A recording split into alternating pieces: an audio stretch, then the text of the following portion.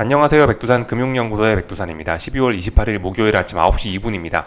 오늘 오후 영상 녹화 평소보다 조금 늦을 거예요. 근데 뭐 늦어봐야 아마 저녁 7시 이전에는 올라갈 겁니다.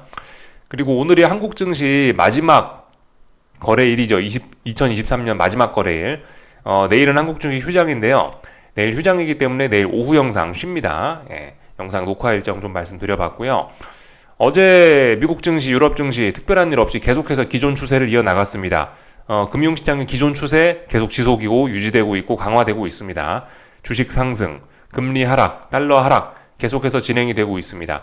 특별한 이슈 없는 가운데 그냥 연말 효과, 어떤 내년에 대한 기대감 이런 거를 가지고 아주 끝까지 뽕을 뽑아먹고 있는다는 그런 느낌이 듭니다. 오늘 그 영향 한국 증시도 아마 받겠죠, 그죠? 아마 특별한 일 없이 오늘도 마감될 것 같긴 하고요.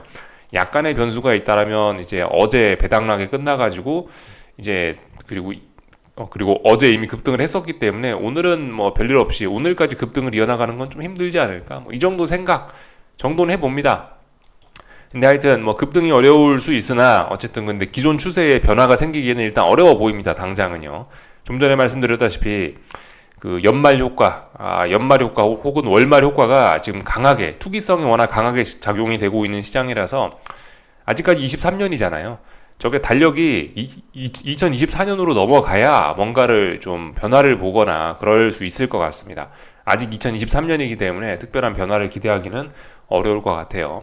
연말 효과, 월말 효과가 아주 뽕을 뽑는 지금 시기이기 때문에 오늘 뭐 마지막 거래일인데 특별한 어떤 변화를 기대하기는 좀 어려워 보인다라는 생각이긴 합니다. 물론 그래도 코스닥은 하방 베팅의 근거는 분명히 있긴 있죠, 그죠? 여기 저항이 있습니다. 이 정도 뭐 말씀을 드리면 될 것 같아요. 어젯밤 있었던 일들부터 좀 하나씩 좀 살펴보겠습니다. 잘 올라갔어요. 특별히 드릴 이야기 없습니다. 뭔가 이슈가 하나 있었다면 있었는데 어제 국채 입찰이 좀 대규모로 좀 있긴 있었는데요. 근데 비교적 뭐 잘 소화했다라고 합니다. 그래서 금리가 좀 크게 떨어졌다. 그거 말고는 특별한 이슈 없습니다. 그냥 추세에 의해서 잘 올라갔고요. 어제 제가 저녁 영상에서 강조 말씀드렸던 것처럼 금리에서는 변동성이 터질 수 있다라 말씀드렸거든요. 변동성이 터졌습니다.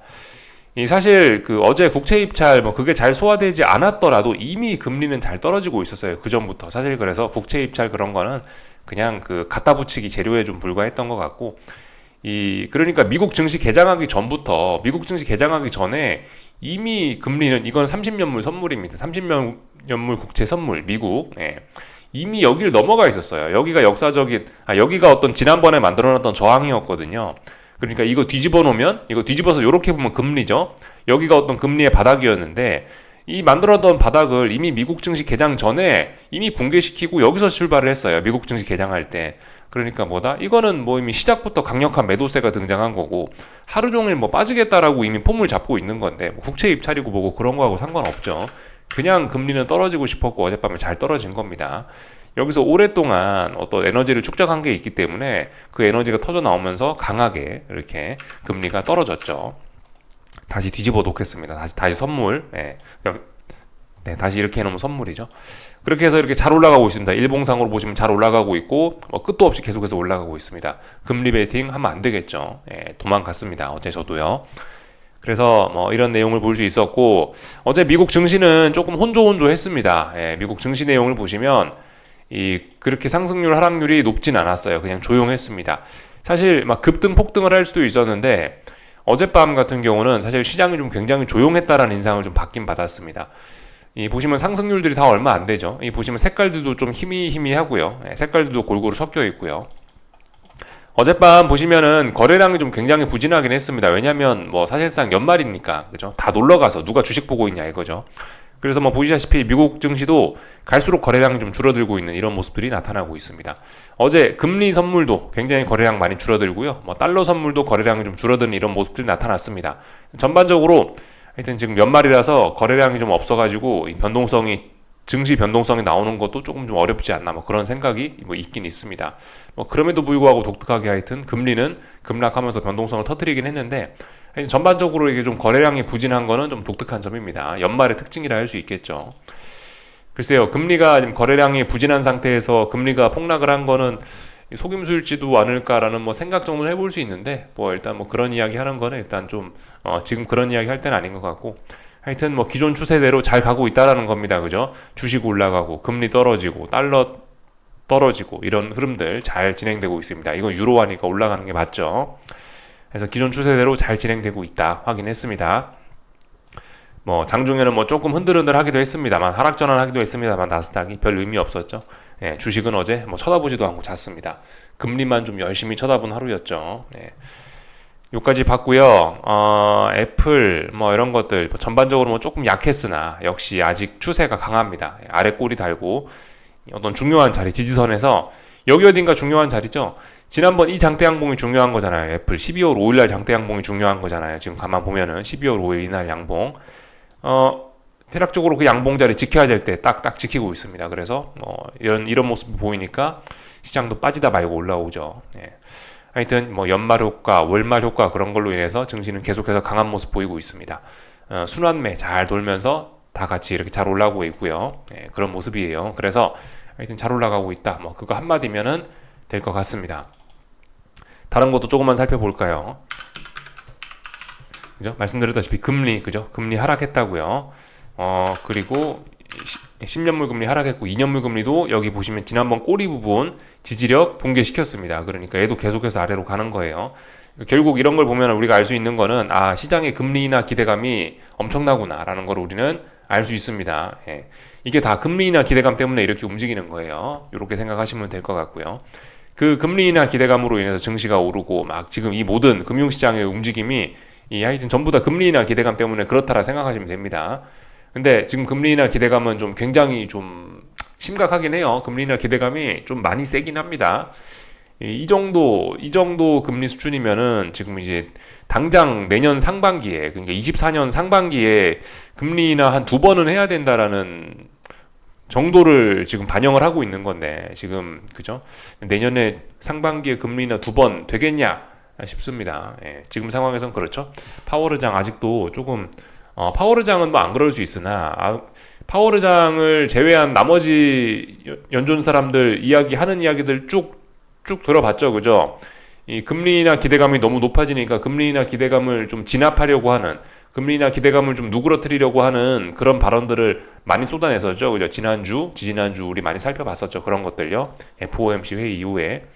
그러니까 뭐 그런 걸 봤을 때는 어쨌든 내년 상반기에 2회 금리 인하는 경기 침체가 오지 않으면은 사실상 어렵지 않을까라는 생각인데, 시장의 기대감은 분명히 앞서가고 있습니다. 뭐 그런 걸 사실 모두가 알고 있긴 하지만, 그렇지만 그냥 계속 가고 있습니다. 추세의 힘 때문에. 내년 초에 이 연말, 월말 효과가 끝난다면은 내년 초에는 좀, 그죠? 시장 상황이 좀 급변할 수도 있다라는 생각하긴 해야 돼요. 이 정도 보면 될 것 같고요. 달러 인덱스도 어젯밤에 급락했죠. 그죠? 그래서 계속해서 달러는 떨어지고 있습니다. 그래서 이제 뭐 웬만한 직전 저점 자리들까지 다 내려왔습니다. 낙폭은 여전히 하여튼 굉장히 좀 심하긴 심하죠. 네. 그렇지만 계속하고 있다. 지지력이 보이지 않습니다. 전부 다 금리나 기대감 때문이죠. 각종 금리나 기대감으로 하여튼 이런 식으로 시장이 움직이고 있습니다. 그럼에도 불구하고 어쨌든 뭐 저는 일단 금리가 뭐 올라갈 수 있다라는 쪽에다가 슬슬 베팅을 해보려고 하긴 하는데 타이밍이 잘 나오지는 않고 있죠. 시장 니네 금리나 기대감이 너무 과한 게 아니냐라고 하면서 금리가 올라간다에다 지금 좀 베팅을 해보려고 하는 건데 그렇습니다. 일단 매수세가 금리는 어떤 아직 뭐 지지선을 어제 지지선을 훼손시켜 버렸기 때문에 아직까지 뭐 베팅의 근거가 없어져 버린 뭐 그런 상황이죠. 베팅의 근거가 없죠. 이쯤에서 안 그래도 또 의문을 가지시는 분들이 좀 계시긴 하던데, 야, 금리가 올라간다라고 생각을 하면은 앞으로 주식시장도 뭐 더 좀 올라갈 수 있는 거 아니냐. 그러니까 지금 상황에서는 이제 뭐 금리 인하 베팅이라는 거는 금리 인하라는 게 원래 주식이 떨어지는 요인 아니냐. 경기 침체가 와야 뭐 금리 떨어지는 거고, 그러니까 금리 떨어지는 건 이제 주식시장이 안 좋아질 수 있는 뭐 그런 신호 아니냐. 뭐 이런 식으로 약간 좀 이야기를 하시는 분들이 좀 계시긴 계시는데, 그러니까 뭐 저의 어떤 뭐 제가 생각하는 그런 시나리오를 좀 말씀을 좀 드리자면요. 전반적인 뭐 그런 시나리오를 말씀드리자면은 일단 지금은 시장 분위기 굉장히 좋죠. 그죠? 지금은 내년에 굉장히 앞으로 경제 좋아지고 경기 침체 시나리오 없어졌단 말이에요. 이제 굉장히 좋다라는 건데, 그래서 사람들이 지금 막 투자를 하고 지금 막 신난 어떤 막 굉장히 막 즐거운 연말을 보내고 있긴 한데, 안 좋은 신호는 어디에도 없긴 한데, 이렇게 지금 좋은 분위기를 가지고 지금 투자를 막 해놨었는데, 근데 지금 어떤 뭐 투기적인 효과가 좀 사라지면서 만약에 다시 지나치게 언더슈팅했던 이런 금리가 어떤 투기적인 이유로 해서 올라오기 시작한다라면, 생각보다 좀 급하게 올라오기 시작한다라면은 이 급하게 내년에 좋아진다라고 생각을 했던 사람들이 투자했던 게 그대로 다 손실로 전환되면서 이런 부분이 이제 좀 사회에 좀 혹은 경제적으로 좀 문제를 좀 일으킬 수 있겠죠.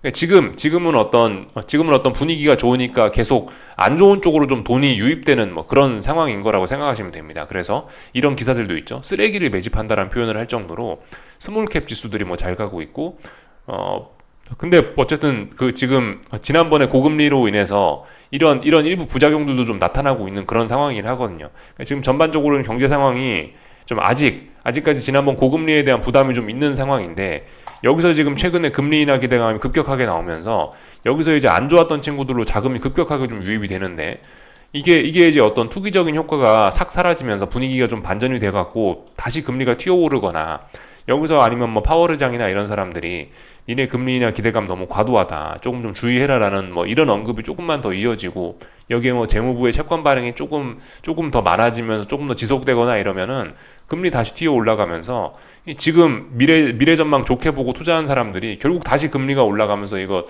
또 다시 어떤 잡음을 일으킬 가능성이 높거든요. 그래서 아무튼 이 이야기가 좀 길었는데, 그래서 제가 생각하는 시나리오는 뭐 그래요. 지금 너무 언더슈팅 격으로 좀 금리가 좀 많이 떨어졌고, 여기서 이제 다시 이제 투기적인 측면으로 인해서 다시 금리가 한번 치솟긴 할 거다라는 생각입니다. 금리가 한번 치솟는다라고 한다면은 이제 그 말씀드렸죠. 이 지난번 이 3년간의 금리 상승기였다고요. 10년물 국채 금리 3년간 이 금리 상승기였는데, 여기서 이제 이걸 이제 추세를 전환할 때가 거의 되긴 됐는데, 이 죽더라도 고점에 대한 테스트가 좀 몇 번 정도는 좀 더 좀 필요하다라는 생각이고요. 지금 이 따지고 보면 어떤 큰 측면에서 보면 여기 고점 하나 만들어낸 셈이고, 아마 한 번 정도 좀 더 고점을 좀 만들어내지 않을까라는 생각이고요. 여기서 이제 조금 재수가 좀 없다면, 세계 경제 입장에서 조금 그 재수가 없다면은 엄청난 오버슈팅도 여기 한 번쯤 더 볼 수 있는 자리이긴 하거든요. 그래서 금리가 지금 5%가 사실상 이제 모두가 천정으로 인식은 하고 있지만, 금리가 여기서 오버슈팅 걸려가지고 5.5나 뭐 6이나 그 이상도 한 번쯤은 충분히 갈 수 있는 거예요. 그러니까 그 말씀드렸다시피 지금 시장 분위기에서는 무슨 5%를 가겠냐, 지금 5%가 아니고 지금 많이 올라봐야 뭐 4% 중반이나 올라가겠냐 이런 생각하고 있잖아요. 근데 그거는 이제 가봐야 안다는 겁니다. 지금의 시장 분위기, 이때는 전혀 그렇지 않았죠. 지금 오니까 지금은 이제 금리 인상 못한다 뭐 그런 이야기 있고, 이때는 모두 또 금리 올라갈까봐 또 덜덜덜 떨었던 그때고, 하여튼 시장 분위기가 손바닥 뒤집듯이 바뀌기가 쉽습니다. 그래서 자칫 잘못해서 오버슈팅도 충분히 걸릴 수 있어요. 투기적인 이유 이런 걸로 인해서 3년간의 상승을 끝내는 자리이기 때문에 재수 없어서 오버슈팅이라도 걸리면은 이 시장 참가자들이 겪는 어떤 심리적인 충격이나 이런 거 굉장히 클 수가 있고, 심리적인 충격뿐만이 아니고, 여기서 이제 지금 내년에 좋다면서 막 투자해놨던 물량들이 갑자기 또 금리 올라가면은 큰 부담으로 인해서 이게 오히려 또 시장을 끌어내리거나 이런 게 어떤 위기의 씨앗이 될 수 있거든요.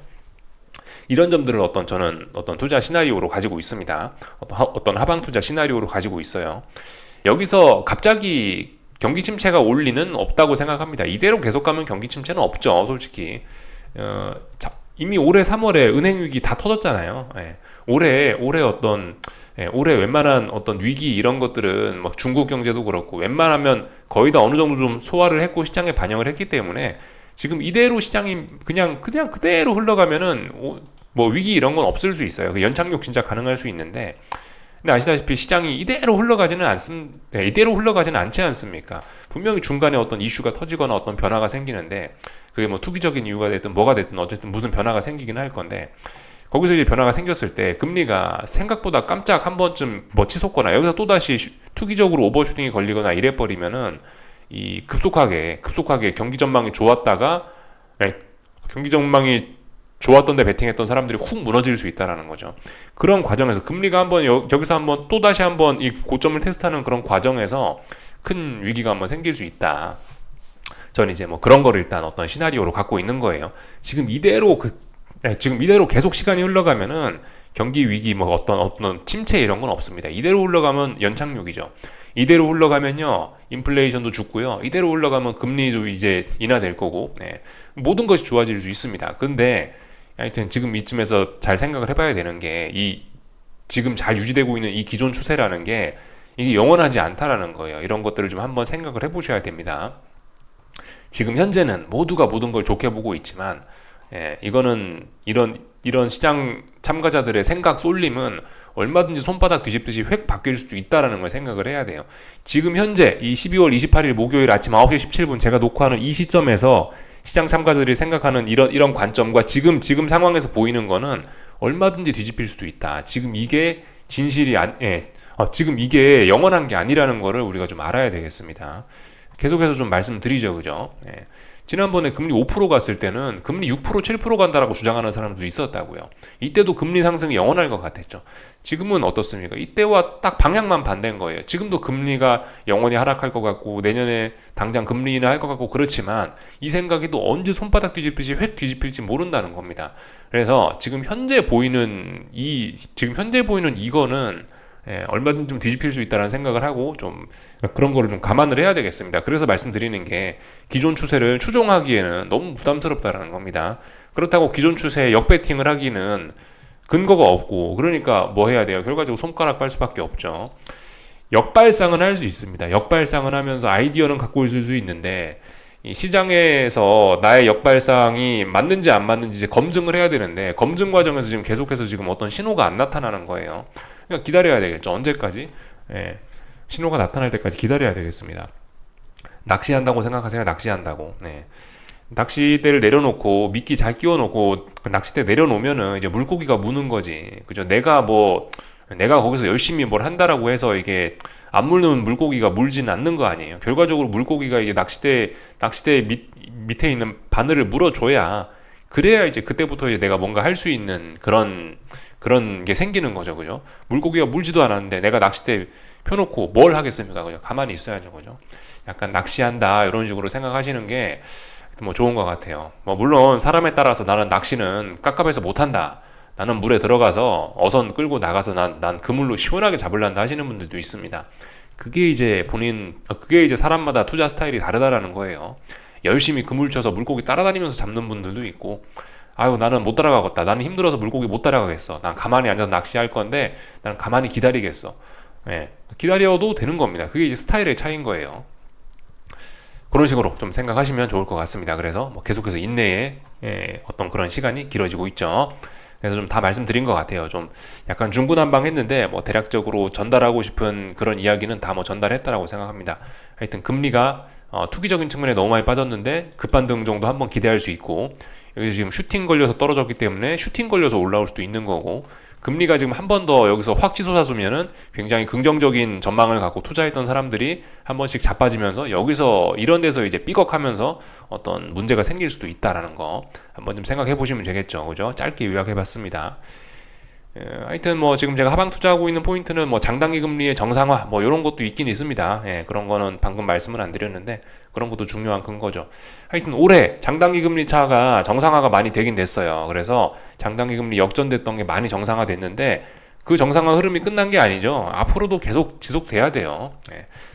지금 올해 증시 랠리나 이런 거는 장단기 금리가 장단기금 10년물, 2년물이 쭉 역전이 됐다가 이렇게 정상화 올라오는 과정에서 이게 이제 장단기 금리가 다시 그 정상화되는 흐름이 조정 나오면서 이 과정을 지금 뚫고 지금 증시가 막 올라온 거거든요. 근데 아직 장단기 금리가 정상화되는 이 흐름이 아직 끝나지가 않았다라는 겁니다. 그렇기 때문에 뭐 이런 것도 솔직히 하방 투자하시는 분들이 좀 눈여겨 봐야 되는 그런 포인트라고 할 수 있겠죠. 그래서 뭐 전반적으로 제 생각을 좀 말씀을 좀 드려봤어요. 하여튼 뭐 유럽 증시도 뭐 계속해서 어제 그냥 잘 올라가고 있고 특별히 이상한 건 없습니다. 그죠? 유럽 증시 아직까지 뭐 그래 봐야 근데 박스권입니다. 거래 부진, 변동성 부진 뭐 이런 상황입니다. 다 봤고요. 하여튼 뭐 그래서 뭐 이런 일들이 많이 일어나고 있다. S&P보다 못한 종목 수가 역대 최대다. 뭐 그만큼 종목의 쏠림, 그만큼 어떤 시장의 불균형이 좀 심하다라는 거고, 시장의 불균형이 최근에 이렇게 쓰레기 매집이라는 표현을 쓰고 있는데 기자들이 골든크로스가 눈앞이라고 합니다. 그래서 중소형주들도 이 쏠림을 해소하기 위해서 지금 열심히 지금 상승을 하고 있죠. 그러나 그래봐야 대장은 뭐다? 그래봐야 대장은 나스닥입니다. 잘 생각을 해보셔야 돼요. 대장이 쉽게 바뀌지는 않습니다. 이 좋은 주식 사는 게 맞죠, 그죠? 좋은 주식. 지금 러셀 지수나 이런 중소형주들이 금리 그 고금리의 피해를 좀 많이 본 기업들이 많습니다. 그래서 제대로 이익을 내는 기업들이 없긴 해요. 예. 근데 이제 금리 인하 기대감이라고 하니까 지금 이제 그동안 고금리로 부담을 받던 스몰캡 지수들이 막 올라가는 거긴 한데 논리적으로 이해가 되긴 되는데 아무튼 대장은 쉽게 바뀌지가 않죠. 그래도 애플, 뭐 IT 빅테크 이런 친구들이 워낙 돈을 뭐 잘 벌고 이렇긴 해가지고 사실 뭐 이런 것들은 골든 크로스 눈앞이라는 건 그만큼 뭐 앞으로 이 골든 크로스라는 게 앞으로 더 많이 오를 거야라는 그런 해석도 되긴 되는데 골든 크로스라는 게 그만큼 많이 올라서 골든 크로스가 됐다라는 거를 이야기하기도 하거든요. 골든 크로스가 보통 21선, 61선 그런 거 이야기하죠. 일반적으로 21선이 이렇게 올라가고 61선이 이렇게 가고 있는데 21선이 이렇게 아래에서 훅 치고 올라가는 거예요. 그죠? 이걸 우리 골든 크로스라 그러죠. 근데 골든 크로스가 나타나는 게 앞으로 많이 오를 거야라는 걸 의미하는 것도 있지만 재수가 없으면 이 61선을 못 넘고 이렇게 해서 21선이 다시 꺾여 내려갈 수도 있는 겁니다. 이게 골든 크로스가 된다라는 건 그만큼 그동안 주식이 워낙 많이 올랐기 때문에 골든 크로스가 나는 것도 있어요. 그만큼 이것도 시장의 과열 혹은 뭐 시장이 그만큼 강하다 이런 거를 보여주는 지표이기도 한 겁니다. 무조건 뭐 골든 크로스다, 무조건 주식이 좋다라고 해석하는 거는 경계해야 되겠습니다. 이런 현상들이 좀 나타나고 있고 태형 이야기 좀 나오고 있죠, 그죠? 예. 태형 같은 기업이 어쨌든 앞으로 좀 계속 좀 나타날 가능성이 있긴 있습니다. 왜냐하면 지난번에 고금리 연준이 higher for longer라고 예전에 했을 때 계속 고금리로 끌고 가겠다라고 했을 때 그때 이제 타격을 받던 기업들이 이제 슬슬 좀 무너지긴 하는 거예요. 근데 지금 이제 연준에서 뭐라고 했나요? 이제 뭐 내년 금리 인하 이야기도 하고 있죠, 파월이. 그렇기 때문에 지금 상황 이대로만 잘 가면은 사실 세계 경제는 특별한 일 없이 그냥 무난히 멋진 성장을 또 이루어낼 수도 있습니다. 근데 이제 여기서 이제 연준이 어떤 금리나 기대 이런 거를 약간 철회하거나 아니면 시장 분위기가 바뀌면서 뭐 다시 금리가 올라가거나 그러면은 이런 위기들 지금 빵빵 터지고 있는 지난 고금리에서 문제가 됐던 이런 것들이 다시 조금 더 문제가 커지면서 좀 더 세상이 혼란스러워질 수 있겠죠. 그죠? 그런 점들 좀 생각을 해보셔야 될 것 같아요. 그래서 하여튼 한국에서 이런 문제들이 빵빵 터지고 있다. 역시 부채가 많은 기업들이 오랜 고금리를 잘 버티지 못하고 이런 문제들이 조금씩 터지고 있다라는 거죠. 근데 뭐 이 정도 가지고 뭐 한국 경제가 흔들리고 뭐 사실 뭐 그런 건 아닙니다. 그냥 뭐 내수 경제가 조금 더 안 좋아지고 투자 심리가 좀 더 안 좋아지고 뭐 그런 정도겠죠. 그죠? 근데 하여튼 이런 거 좀 주의해서 좀 볼 필요가 있긴 있을 것 같습니다. 하여튼 지금 이게 이제 연준이 금리 인하 한다라고 하면 그래도 이런 구조조정도 좀 잘 될 수 있고 위기가 잘 넘어갈 수 있는데 여기서 금리 상황 조금만 바뀌면은 이거 처리하기도 굉장히 또 어려워질 수 있겠죠. 결과적으로 하여튼 금리가 제일 중요합니다. 이 빚이 많은 기업이니까.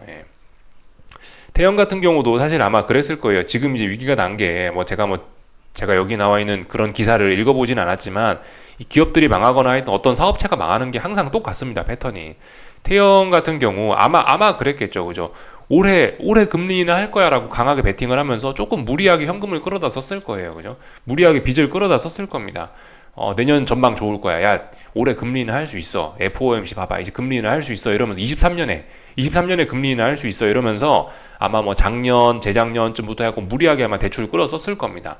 어떤 금리 인하를 기대하면서 그리고 미래에 대한 어떤 장밋빛 희망을 꿈꾸면서 대출을 막 끌어 썼겠죠. 근데 연준이 한동안 higher for longer라고 하니까 어떻게 돼요? 야, 이거 대출 너무 많이 받았는데 계속해서 고금리다. 야, 이거 이자 비용이 장난이 아닌데? 라고 하면서 이제 못 버티다 이제 결국 이런 사태가 난 거거든요. 이게 이제 흔하게 어떤 기업들이 망하거나 개인들이 망하거나 하여튼 어떤 경제 주체들이 망하는 어떤 그런 흔한 사례이긴 합니다. 근데 이제 태형 같은 경우는 지난 뭐 20년, 21년, 22년에 뭔가 빚을 많이 내놨던 게 이제서야 이제 좀 터질랑 말랑 하는 거고 지금 이와 비슷한 일이 이제 또 다시 좀 터질 수가 있는 거죠. 예를 들어서 이제 올해 한 여름쯤부터 해서 이제 금리 인하 기대감이 또 강하게 또 있지 않았습니까? 그죠? 올해 여름쯤부터 해서 그때부터 해갖고 올해 여름쯤부터 해서 수많은 대출을 끌었었던 어떤 또 희망적인 생각을 가진 기업들이 있었을 거란 말이에요. 지금은 이제 연말까지 금리가 계속 떨어지고 계속해서 주식이 오르고 경제가 좋아지니까 이 기업들이 지금은 굉장히 좋을 수 있는데 어떤 이유에서 여기서 이제 다시 뭐 금리가 뭐 올라가거나 다시 시장의 분위기가 조금만 바뀌면은 다시 이런 어떤 상환의 어떤 대출 상환에 대한 의문이 또 발생하기 시작하는 거고 또 다시 태형건설처럼 또 터질 수가 있다라는 겁니다. 근데 지금 당장은 아니죠, 그죠? 태형은 제 생각에 몇 년 전에 끌었었던 부채가 이제서야 좀 터지는 거고, 또 이제 올해 여름쯤이나 하여튼 올해 초반쯤이나 대출을 냈던 이런 기업들은 조금 더 버티다가 이게 또 나중에 또 터질 수가 있고, 하여튼 그런 식으로 생각을 해볼 수가 있겠죠. 아직 이런 기업들은 눈에 드러나지는 않았죠. 태형은 이제 터지니까 이제 눈에 드러난 거고요. 하여튼 이게 지금 말씀드린 이런 부분이 어떤 경제 주체들이 망하는 어떤 흔한 일이긴 합니다. 그래서 뭐 이야기가 좀 샜는데 하여튼 이런 일들이 있었다. 말씀을 좀 드려보면 될 것 같고요. 나머지 특별한 거 없었죠. 어젯밤에 국제유가는 좀 다시 살짝 조정 나왔습니다. 그렇지만 중요한 라인 딱 보이시죠? 대략적으로 74달러 자리가 잘 지켜지고 있고요. 그래서 일단 국제유가 상승세 여전해 보입니다. 지금 참 재밌어요. 국제유가 이렇게 올라가고 또 엔화 환율 올라가고 이런 걸 보면은 금리도 좀 이제 올라와야 되는 게 맞는데 하여튼 슈팅이 걸린 건지 뭔지 모르겠습니다. 하여튼 잘 올라가고 있네요. 다 봤고요. 한국 증시는 보시다시피 그죠? 연말 효과 톡톡히 잘 받는 것 같습니다. 코스피 위험 관리 이런 거 좀 잘 하셔야 되겠고, 코스피 같은 경우는 제가 어떻게 할 거냐면은 그 내년에는 어쨌든 팔아야 될 것 같긴 해요. 내년에는 잘 되든 잘 안 되든. 코스피인데요. 제가 하방 들고 있죠. 코스피 하방. 요거 보시면은 이 대략적으로 요렇게 한 파동이 지금 나오고 있는 건데, 여기서부터 시작된 이런 하나의 상승 파동 요렇게 볼 수 있지 않겠습니까? 일단 이 파동이 끝나는 거 보고 그 다음에 이제 슬슬 저도 포지션 청산에 대한 고민을 해야 될 겁니다. 여기서 추세 전환이 돼서 쑥 많이 빠져주면은 이제 저한테 큰 이익이 올 거고요. 추세 전환이 돼버리면 큰 이익이 올 거고, 여기서 만약 적당히 이게 조정으로 끝나고 또 올라갈라 그런다, 그럼 제 생각에 이제 그만 포기를 해야 되겠죠, 그죠? 네. 하여튼 마냥 가만히 있는 건 아닙니다. 지금은 이제 아무것도 안 할 때니까 아무것도 안 하는 거고, 생각이 없진 않아요. 지금 들고 있는 하방 포지션은 하여튼 이번 하락 파동이 이번 상승 파동이 일단은 끝나는 거 확인을 하고 그리고 나서 일단 좀 움직일 예정입니다. 여기서 조정이 나오든지 아니면 여기서 진짜 추세 전환이 돼서 훅 많이 빠지든지 뭐가 됐든지 일단 하여튼 이런 걸 보고 나서 이제 제가 어떻게 할지 좀 판단을 할 거고, 이제 여기서 이제 시장이 어떻게 움직여 주냐에 따라서 저의 이제 최종 수익률이 아마 내년에 결판이 나게 되겠죠. 제 생각엔 그래요. 내년에는 이제 슬슬 청산을 할 수 있지 않을까. 내년에는 청산해야 되지 않을까라는 생각이에요. 올해까지는 올해까지는 일단 계속 그냥 들고 왔고요. 여기까지 하겠습니다. 이 이야기는 이따가 오후 영상에 조금 더 자세히 하도록 하고, 이쯤에서 마치겠습니다. 궁금한 거 리플레이 주시고요. 오늘 오후 영상 조금 늦습니다. 여기서 마치겠습니다.